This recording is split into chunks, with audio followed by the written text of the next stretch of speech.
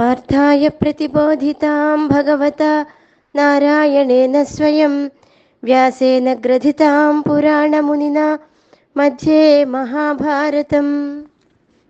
नभस्पृशं दीप्तमनेकवर्णं व्यात्ताननं दीप्तविशालनेत्रं दृष्ट्वा हि त्वां प्रव्यथितान्तरात्मा ధృతిం న విందామి శమం చ విష్ణు. ఓ పరమాత్మ, ఆకాశాన్ని తాకుతున్నటువంటి వాడవు, చాలా దేదీప్యమానంగా ప్రకాశిస్తున్నటువంటి వాడవు, అనేక రంగులు కలిగినటువంటి వాడవు, తెరవబడిన నోరు గలవాడవు, జ్వలిస్తున్న విశాలమైన నేత్రమును గలవాడవు అయిన నిన్ను చూస్తున్నాను అని అర్జునుడు శ్రీకృష్ణునితో పలుకుతున్నాడు.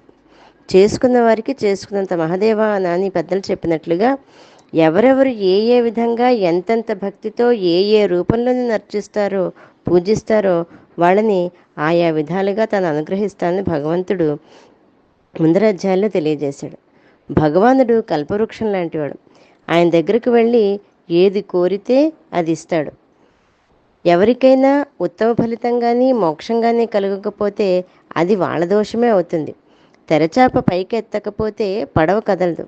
అలాగే భగవద్ అనుగ్రహం అనేటువంటి గాలి అన్ని చోట్ల వీస్తున్నప్పుడు జనులు తమ హృదయం అనే తెరచాపని దైవోన్ముఖములుగా చేసినట్లయితే జీవితం అనే నౌక ముందుకు సాగిపోతుంది.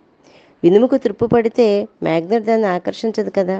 అలాగే మనసులో మాలిన్యం దోషాలు ఉంటే భగవంతుడి వైపు మనస్సు వెళ్ళదు. కనుక వారి ప్రయత్నాలు అనుసరించి ఫలితం ఉంటుంది. కనుక నిర్మలమైన మనస్సుతో భక్తి శ్రద్ధలతో భగవానుని పూజించినట్లయితే ఆ పరమాత్మ యొక్క విశ్వరూప దర్శన భాగ్యం కలుగుతుంది. ఎవరి మనసైతే నిష్కల్మషంగా స్వచ్ఛంగా ఉండి నిరంతరము భగవంతుని ప్రార్థిస్తూ ఉంటుందో వారికి తప్పకుండా దర్శనం కలుగుతుంది.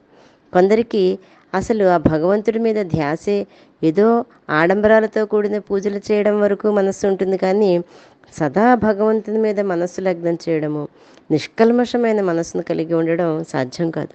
ఒక భగవద్గీత చక్కగా రోజు వినడం, రోజు ఒక అధ్యాయమో ఒక శ్లోకమో చదువుకోవడం వంటివి సత్కర్మలు. కానీ వాటి యందు మనసు లగ్నం కాదు. అనవసరమైనటువంటి విషయాలలో మనసు లగ్నం అవుతుంది. దేనివల్ల అయితే ప్రయోజనం ఉంటుందో దాని యందు మనస్సు లగ్నం కాదు. అది మానవ సహజం. కానీ అటువంటి స్థితి నుంచి బయటకు వచ్చినట్లయితే మోక్ష సాధనకి మార్గం సుగమం అవుతుంది. జై గురుదత్త.